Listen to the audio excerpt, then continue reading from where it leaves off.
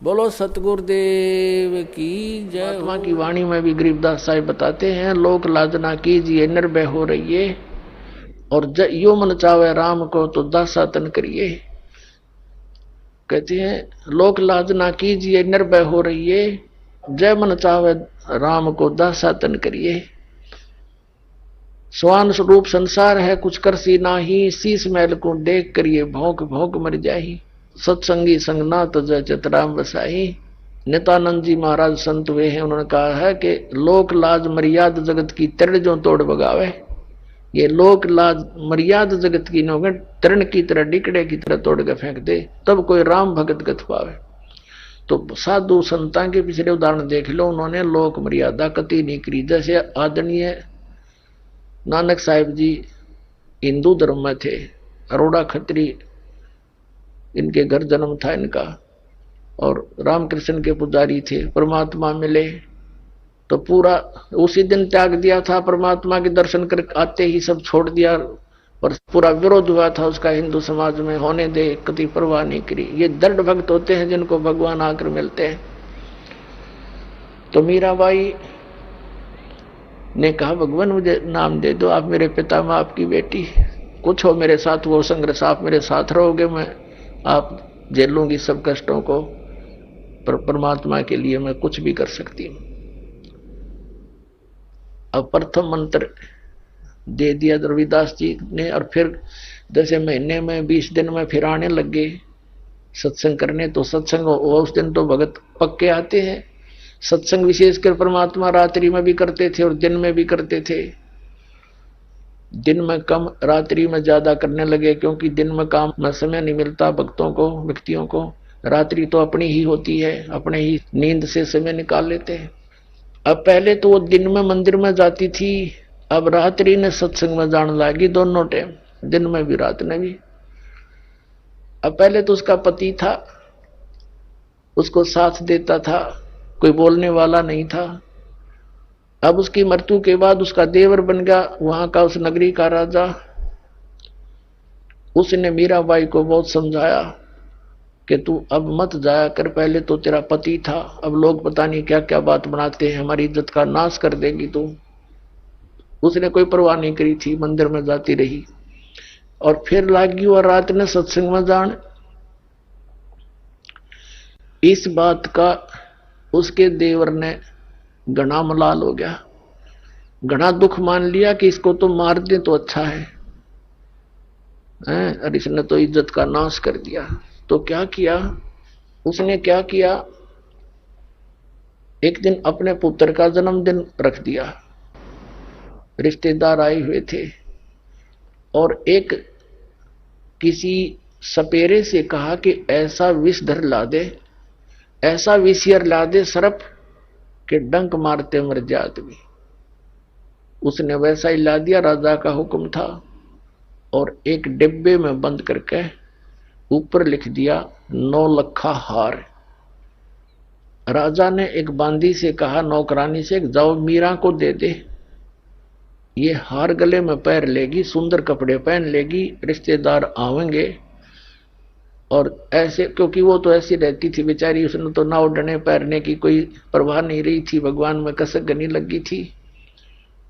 तो उसने कहा कि ठीक से कपड़े पहन लेना, मेरी बेइज्जती ना करवाना, रिश्तेदार ने कहेंगे भाई रहा नहीं उसकी पत्नी को कैसे रखता है, और ये हार पहन लेगी। उसने सोचा था न्यू कि सर्प डस कर मर जाएगी, सर्प देगा डस, सारे रिश्तेदार होंगे, सब गवाह हो जाएंगे, एक सांप लड़ गया, भाई हम भी वहीं थे, इसलिए मृत्यु होगी उसकी। इसने चाल तैयार चाली थी।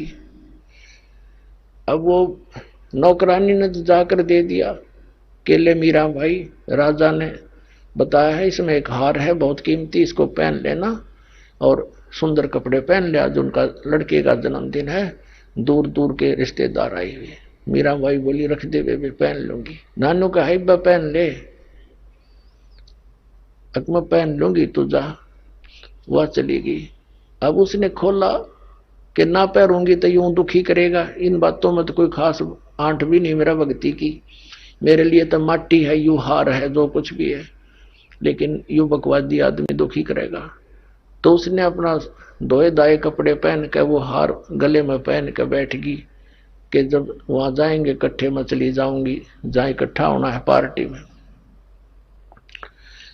अब 5-7 मिनट के बाद वो आया। वो तो ये देखने आया था कि मर्गी होगी, वाई वाह के कह धुआं सांप लड़ गया, सांप लड़ गया, ये रहा भागियो भागियो। अब उसने जाकर देखा कि वो मीराबाई गले में सुंदर हार पहने बैठी। तो कहने लगा कि ये हार कहां से लाई? तो उल्टा मैं जानता था तू रातों जाती है, यही कर्म करने जाती है। वो कहने लगी जी आप भी मुझे जीने देते ना मरने देते, आप ही ने तभी भेजा था और देख मुझे ही कलंकित कर रहे हो। तो वो कहता मैंने कहां भेजा था कि ये डिब्बे में ये बांधी नौकरानी कर गई थी। वो डिब्बा देखा कि इसमें क्या था, कि इसमें ये हार था। अब उसने सोचा, बांदी बुलाई नौकरानी, बोली जी मैं अभी देकर बाहर ही बैठी हूं, इनके बाहर नौकरानी थी, वो बाहर रहती थी और यही डिब्बा, और तो उसके पास कोई कपड़ा भी नहीं था विशेष और कोई पात्र भी ऐसा नहीं था। अब उसने सोचा भाई बड़ी, उसने सोचा सपेरा जादू कर गया मेरी खातिर, वह ना जच्ची उसके, कोई और जादू जंत्र का दे गया होगा।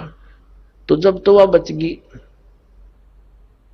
एक दिन उसने क्या किया कि एक विष मंगवाया, विष डालकर एक प्याले से, उन्हें सोचा या मरती नहीं, मानती नहीं, इसने इज्जत का नाश कर दिया, जिसको जहर से मार देते हैं। उसको कहा विष, साथ गया तलवार लेकर कि ये जहर पी ले, ये विष है इसके अंदर, या तो इसको पी लेना तेरी गर्दन काटूंगा। तलवार लेकर खड़ा हो गया। मीराबाई ने सोचा मारना तो इसने है ही, तलवार से तो दर्द होगा, विष पे लेती हूं, आराम से मर जाऊंगी।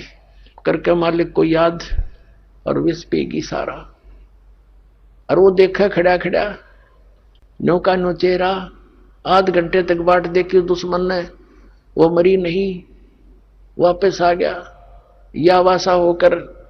तो परमात्मा कहते हैं मीराबाई को मारन लागे जहर का प्याला प्यारे, पीवत ही अमृत हो लाग्या, हो गया सर्द ही यारे। मन तू पावेगा अपना किया रे, भोगेगा अपना किया रे।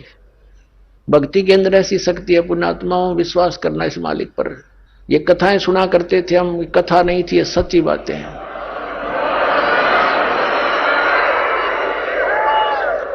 कहां तो विष ने मारना था, कहते हैं पीवत ही अमृत हो गया और हो गया सर्द ही यारे।